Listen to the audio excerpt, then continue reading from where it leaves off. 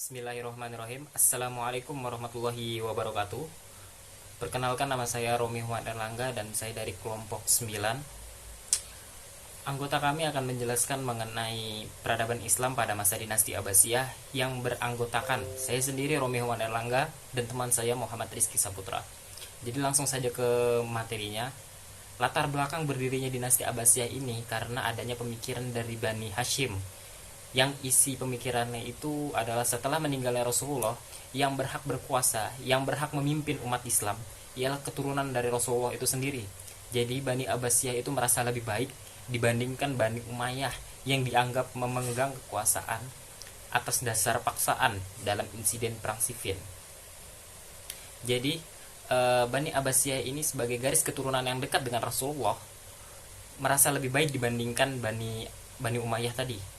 Jadi disitulah muncul pemikiran untuk membangun dinasti dan yang nantinya menjadi dinasti Abbasiyah. Kemudian Abu Abbas ataupun Abdul Abbas As-Saffah yang merupakan khalifah pertama selama 5 abad dari tahun 1302 sampai 665 Hijriah.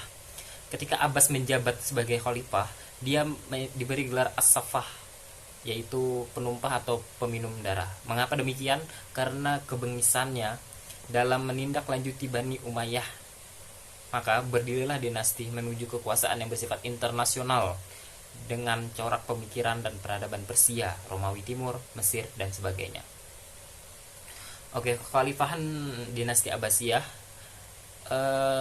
Khalifah dinasti Abbasiyah ini mengalami 3 kali pergantian kekuasaan. Yang pertama ada Bani Abbas, yang kedua ada Bani Buwaihi, dan yang ketiga ada Bani Seljuk. Dan Bani Abbasiyah ini mengalami 5 kali periode pergantian kekuasaan, yang diantaranya periode pertama pada tahun 750 sampai 847 Masehi. Pada periode ini dinasti tertuju pada perluasan daerah dan dasar-dasar pemerintahan dinasti Abbasiyah. Ini telah diletakkan dan dibangun oleh Abu Abbas As-Saffah dan Abu Ja'far Al-Mansur. Dan pada periode ini merupakan zaman keemasan dari dinasti Abbasiyah, yang pada masa itu pada masa Khalifah Al-Mahdi pada tahun 775 sampai 785 Masehi. Jadi hingga Khalifah Al-Wasik, di masa itu para khalifah mengembangkan berbagai jenis kesenian, terutama sastra, kebudayaan, dan yang lain-lain. Kemudian ada periode kedua. Periode kedua ini dipimpin oleh Khalifah Al-Mutawakkil, yang merupakan awal dari periode ini adalah khalifah yang lemah. Jadi penyebab kemunduran di periode ini dikarenakan luasnya daerah yang harus dikendalikan.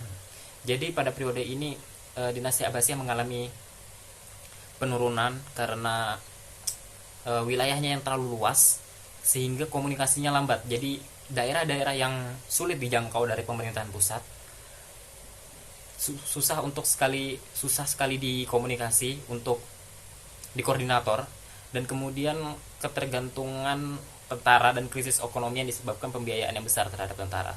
Jadi ekonomi pun hancur karena pembiayaan tentara yang terlalu besar untuk perang. Kemudian ada periode ketiga.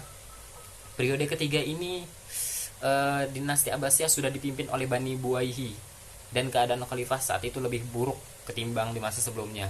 Jadi pergantian kekuasaan ke Bani Buwaihi ini bukan yang lebih baik, menjadi lebih buruk. Kenapa demikian? Karena Bani Buwaihi itu menganut aliran Syiah, yang mana aliran Syiah ini pemimpinnya atau khalifahnya itu hanya sebagai ikon ataupun sebagai figuran, tetapi yang mengendalikan khalifahnya itu adalah pemerintah-pemerintah yang ada di bawahnya. Dan Bani Buwaihi juga membagi kekuasaannya ke 3 saudaranya, yang menyebabkan kekhalifahan pada saat itu semakin buruk. Selanjutnya ada periode keempat. Periode keempat ini ditandai oleh kekuasaan Bani Seljuk. Nah, jadi Bani Buwaihi turun, kemudian Bani Seljuk naik, dan kehadirannya atas undangan khalifah yang melumpuhkan kekuatan Bani Buwaihi di Baghdad. Keadaan khalifah memang sudah membaik, paling tidak karena kewibawaannya dalam bidang agama sudah kembali setelah beberapa lama dikuasai oleh orang-orang Syiah. Dan yang terakhir, periode kelima. Nah, periode ini itu terjadi perubahan yang besar-besaran dalam periode ini. Khalifah Abbasiyah tidak lagi berada di bawah kekuasaan suatu dinasti tertentu. Mereka merdeka dan berkuasa hanya di Baghdad dan sekitarnya. Sempit wilayah kekuasaan khalifah menunjukkan kelemahan politiknya. Jadi pada saat ini dinasti Abbasiyah sudah sangat lemah. Pemerintahannya di Baghdad dan wilayahnya pun sudah tidak luas, hanya kecil, sebagian kecil wilayahnya yang masih dikuasai oleh khalifah. Dan pada masa ini tentara Mongol dan Tartar juga menyerang Baghdad, dan Baghdad pun tanpa perlawanan pada tahun 656 dan atau 1256 Masehi. Jadi untuk materi berikutnya akan disampaikan oleh teman saya, Saudara Muhammad Rizky Saputra. Kepada Saudara Muhammad Rizky Saputra, tempat dan waktu dipersilakan. Baik, bismillahirrahmanirrahim. Assalamualaikum warahmatullahi wabarakatuh. Alhamdulillahirrahmanirrahim. Wassalatu wassalamu ala asrofil anbiya'i wal mursalin Sayyidina Muhammadin wa ala alihi washabihi wa barik wa sallim ajma'in. Amma. Alhamdulillah, pada kesempatan kali ini mungkin saya akan menjelaskan sedikit tentang berdirinya tadi kan sudah dijelaskan oleh Saudara Romi Wan Erlangga, yang mana saya akan melanjutkan materi dari beliau. Nah, tadi kan beliau sudah menjelaskan tentang berdirinya masa dinasti Abbasiyah dan juga para pemimpin yang memimpin pada masa tersebut. Nah, untuk kali ini saya akan menyampaikan terkait materi yang akan saya jelaskan tentang eh, masa kemasan pada masa dinasti Abbasiyah dan juga masa hancurnya atau runtuhnya masa dinasti Abbasiyah. Yang pertama adalah masa kemasan dinasti Abbasiyah. Masa kemasan dinasti Abbasiyah ini ditandai dengan sastra dan bidang arsitektur pada masa itu. Masa ini disebabkan oleh eh, kemajuan di bidang sosial dan budaya, yang mana pada masa itu masyarakatnya sangat berkompetensi dan sangat maju di dalam proses tersebut. Itu disebabkan karenanya adanya proses alkulturasi dan asimilasi. Yang dimaksud di sini dengan proses alkulturasi adalah eh, budaya lokal yang dipengaruhi oleh budaya dari luar, yang mana itu menjadi sedikit merubah budaya-budaya yang terjadi. Nah, untuk asimilasi itu adalah pencampuran antara budaya lokal dan budaya luar yang membentuk suatu budaya baru. Itu yang dinamakan asimilasi. Nah, dalam keadaan tersebut, keadaan sosial masyarakat yang menjemuk membawa dampak positif dalam perkembangan dan kemajuan peradaban Islam. Dan ilmu pengetahuan dan keterampilan yang mereka miliki dapat dipergunakan untuk memajukan bidang-bidang sosial budaya lainnya yang kemudian menjadi lambang bagi kemajuan bidang sosial budaya dan ilmu pengetahuan lainnya. Kemajuan yang signifikan ditandai dengan dua sektor yang kita bisa kutip. Yang pertama itu adalah bidang arsitektur. Nah, di bidang arsitektur ini terdapat seni arsitektur yang mana itu digunakan di dalam pembangunan istana dan kota-kota pada masa itu. Contohnya adalah pembangunan Istana Khosrul Zahabi, Istana Khosrul Kuldi. Nah, untuk bangunannya itu kita bisa melihat kota Baghdad, Samara, dan lain-lainnya. Lalu kita masuk ke bidang sastra, seni musik. Nah, pada masa ini tuh lahirlah banyak lahir seorang sastrawan dan budayawan terkenal, yang mana teman-teman pasti mengenal seorang penyair yang bernama Abu Nawas. Hingga kini tuh karyanya masih dipakai, seperti yang saat ini kita sering dengar syairnya, ilahi lastu lil firdausi dan seterusnya. Nah, baru itu ada Abu Atayya Al-Mutanabbi, Abdullah bin Muqaffa, dan lain-lainnya. Sehingga buah pikir mereka itu masih bisa kita rasakan hingga sekarang. Sementara tokoh yang terkenal pada bidang musik itu juga ada, yang kini juga masih digunakan, yaitu adalah dari Yunus bin Sulaiman, dan juga Khalid bin Ahmad sebagai pencipta teori musik Islam. Lalu juga ada Al-Farabi dan lain-lainnya. Kita masuk ke penyebab runtuhnya dinasti Abbasiyah.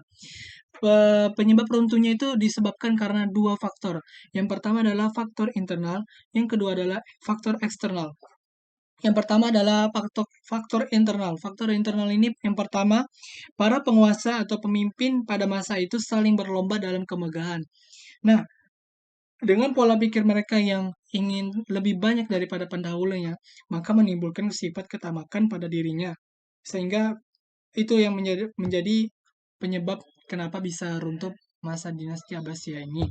Lalu yang kedua, menomorduakan bangsa asing dibandingkan bangsa sendiri. Maksud saya di sini adalah menomorduakan bangsa sendiri.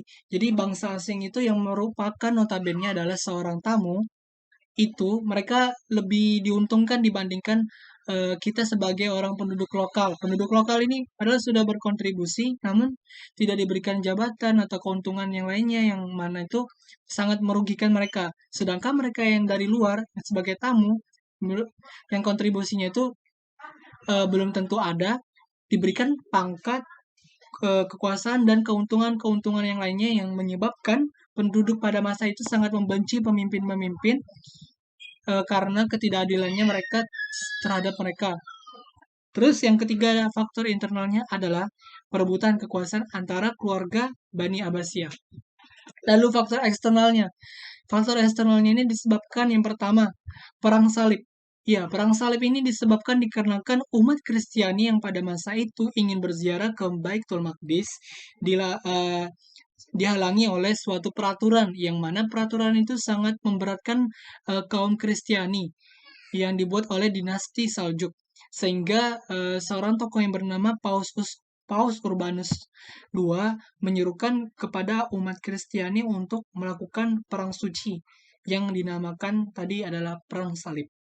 Lalu yang kedua adalah serangan Mongolia. Serangan Mongolia ini merupakan adalah pertama kita ada menjelaskan sedikit. Mongolia itu adalah orang-orang yang menguasai Asia Tengah, Persia, dan Asia Kecil pada tahun 1257. Nah, tentara Hulagu mengirimkan pernyataan kepada sang khalifah, yang mana pada saat itu sang khalifahnya adalah eh, Al-Mu'tasim untuk menyerah. Namun, sang khalifah tidak menanggapi atau enggan merespon terkait surat yang diberikan. Setelah 1 tahun surat itu sudah diberikan kepada sang khalifah, maka tentara Hulagu ini langsung menyerang ke ibu kota. Sedangkan sang khalifah justru langsung menyerahkan diri dan eh, dibe- dia diberi apa? Ikut dengan tawanan para para tentara tersebut. Nah, selama 40 hari ibu kota Baghdad itu dibombardir oleh tentara tersebut yang kesimpulannya mereka melakukan genosida selama 40 hari yang mana korbannya itu mencapai 2 juta jiwa. Dan disinilah berakhirlah dinasti pada masa itu, yakni pada tahun 1258 Hijriah. Lalu kita masuk ke kesimpulannya. Dinasti Abbasiyah berdiri setelah runtuhnya dinasti Umayyah, yaitu pada tahun 750 Masehi. Dan yang menjadi khalifah yang pertama adalah Abul Abbas As-Safa. Setelahnya terjadi pergantian 5 periode dalam kekhalifahan masa dinasti Abbasiyah. Masa emasnya ditandai dengan bidang-bidangnya. Tadi sudah ada struktur dan juga sastra dan musik.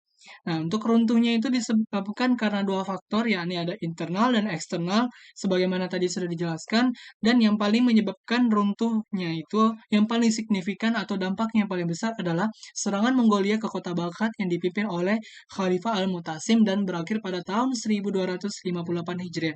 Mungkin itu saja dari saya. Sekian dan terima kasih. Wassalamualaikum warahmatullahi wabarakatuh.